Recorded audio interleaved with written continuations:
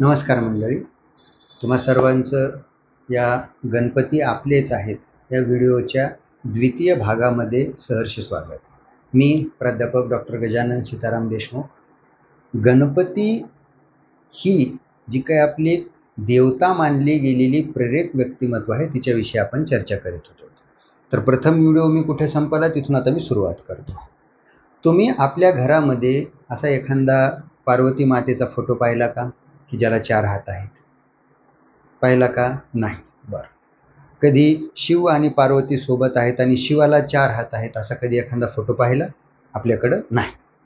आता इथून पुढं काय चित्रकार करतील हे ते सोडून द्या, कारण आता याला व्यवसायाचं स्वरूप आलेलं आहे. गणपतींच्या मूर्ती बनवतानाही नको नको त्या महामानवांच्या, नको नको त्या संतांच्या मुखवट्याच्या, त्यांच्या देहयष्टीच्या मूर्त्या बनवायला सुरुवात केलेली आहे मूर्तिकारांनी. हे चूक आहे खरं तर.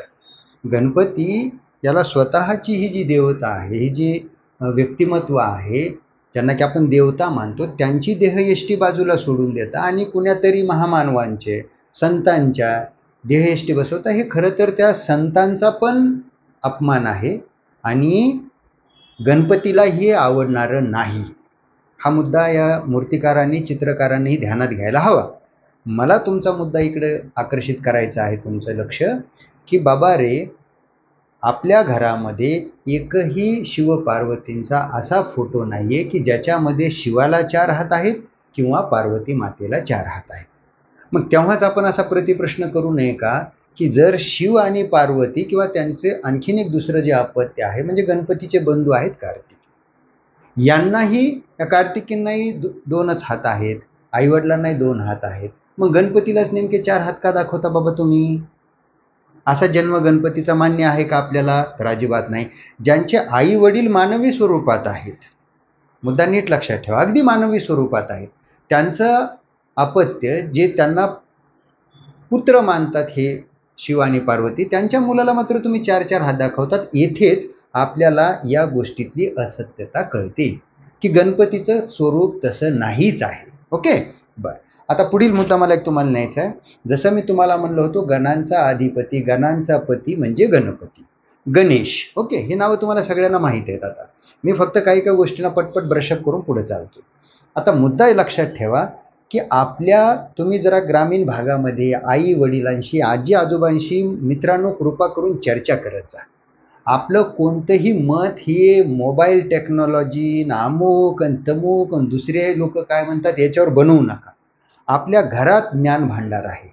आपल्या आजींशी कधीतरी चर्चा करा, आजोबांशी बोला, काकांशी बोला, आईवडिलांशी बोला आणि मग त्याच्यातून आपल्या ह्या लोककथांमधून, लोकगीतांमधून तुम्हाला आपला खरा वारसा कळेल की अरे हे तर काहीतरी वेगळं, आपण काहीतरी वेगळं समजत होतो. उदाहरण म्हणून मी तुम्हाला सांगतो, ग्रामीण भागामध्ये अशा अनेक कथा आहेत की ज्याच्यात सांगताना ती कशी कथा सांगितली जाते सुरुवात, की एकदा काय झालं, महादेव पार्वती वरून जात होते आणि अमुक अमुक व्यक्ती खाली रडत होता. मग पार्वतींना दया आली. मुद्दाला लक्षात. मग परत दुसरी एखादी कथा काय सुरुवात होती माहिती आहे का, एकदा शिव पार्वती विमानातून बसून जात होते.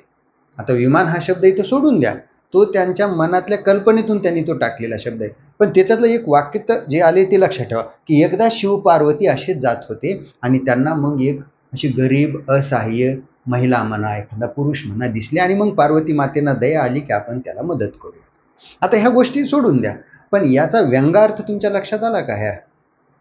या व्यंगार्थातून तुमच्या काय लक्षात आलं, की शिव आणि पार्वती येथील प्रजेचं पुत्रवत रक्षण करायचे, त्यांची काळजी घ्यायची. हे मी माझ्या मनाचं सांगत नाही, तुम्ही आणखीन ग्रामीण भागात जाऊ शकता, तुम्हाला ह्या कथा ऐकायला मिळतील.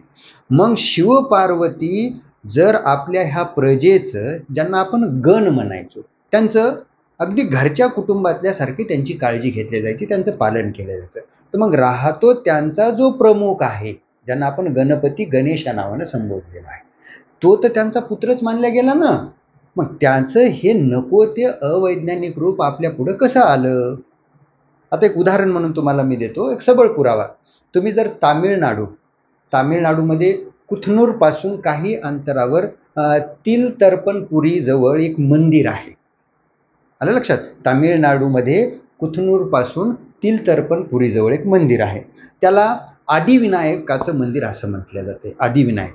आणि हे बहुधा एकमेव मंदिर आहे की जेथे गणपतीचं स्वरूप कसं आहे, सोंड वगैरे आहे का, गजमुख आहे का, नाहीये. तर मानवी चेहरा असलेलं ते मंदिर आहे, ज्याच्यात आपल्याला गणपती त्या रूपामध्ये दिसतात.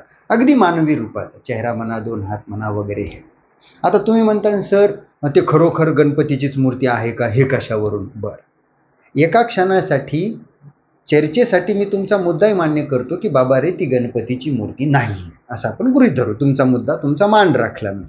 पण मला काय म्हणायचंय, जर ती गणपतीची मूर्ती नाही तर त्याच्यावर तसा बळजबरीनं जो काही कब्जा केला, आक्रमण केलं, त्या माणसानं गणपतीचं नाव कशाला दिलं असतं?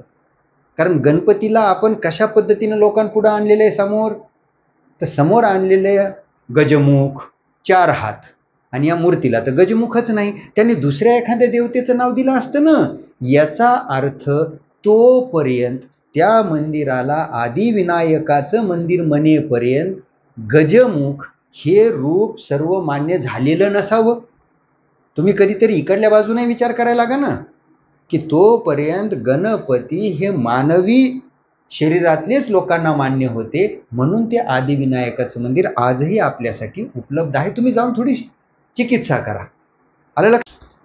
आता पुढील मुद्दा असा की आपल्याला अतिशय प्रिय असणारे महासम्राट बळीराजा, आजही आपली मायमाऊली काय म्हणते, इडापिडा टळू दे आणि बळीराजाचं राज्य येऊ दे, बळींचं राज्य येऊ दे. हे जे बळीराजा आहेत यांचा शिवाशी असणारा संबंध आणि गणपतीशी असणारा संबंध हा अतिशय दृढ आहे, निकटचा संबंध आहे त्यांचा. आता प्रल्हाद हे कोण होते? प्रल्हाद हे सम्राट हिरण्यकश्यपूचे सुपुत्र.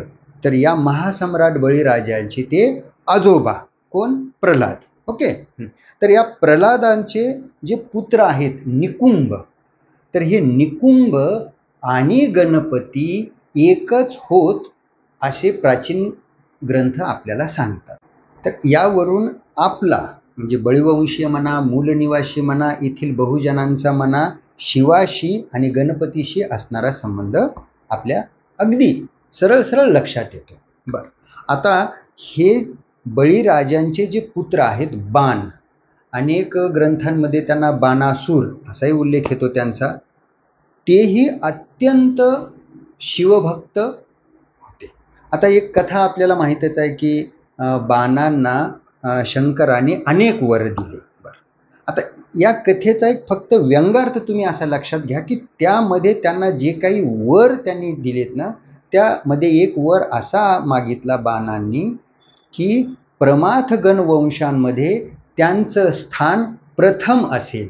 कुणाचं? बाणांचं किंवा बाणासुरांचं. आणि महाकाल म्हणून ते विशेष रूपाने प्रसिद्ध. प्रमाथ गण हा एक असा गण आहे की जो शत्रूंना घुसळून काढणारा एक विलक्षण पराक्रमी गण आहे.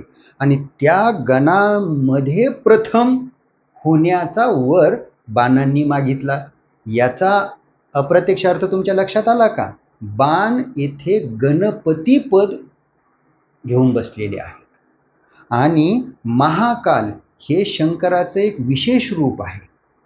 शंकरांनी बाणांना अक्षय गाणपत्य दिले. याचा अर्थ काय लक्षात आला आपल्या? की बाणासूर किंवा बाण यांना कायमचं गणपती बनविलं. कुणी? शिवांनी. म्हणजे शिव, पार्वती, गणपती आणि आपण यांचा निकटचा संबंध आपल्या लक्षात आला पाहिजे. म्हणजे बाण तेथून पुढे कायमचे गणपती झाले. आणि एक पुढे कथाही आलेली की पार्वती मातेने बाणांना आपला पुत्र मानलेला आहे. हा सगळा एक सांस्कृतिक इतिहास मी तुमच्या पुढे मांडतो आहे, जेणेकरून गणपतीविषयी नको नको त्या काल्पनिक भाकड गोष्टी ज्या आपल्यापर्यंत आलेल्या आहेत, याचा परिणाम मला गणपती नाकारण्याचा नाहीये. मला गणपती स्वीकारायचा आहे, तो स्वीकारलेलाच आहे, पण तो मूळ स्वरूपात आणि विज्ञानवादी आणि मानवी स्वरूपात असणार आहे. काहीतरी अलौकिक गोष्टी, अवैज्ञानिक गोष्टी, अवास्तव स्वरूप असं मला ते चालणार नाही. का? कारण मूळचा इतिहास समजून घेतल्याच्या नंतर आपल्या लक्षात येईल की अरे गणपती हे तर आपले आहेत आणि आपण काय करतो त्यांच्या नावावर.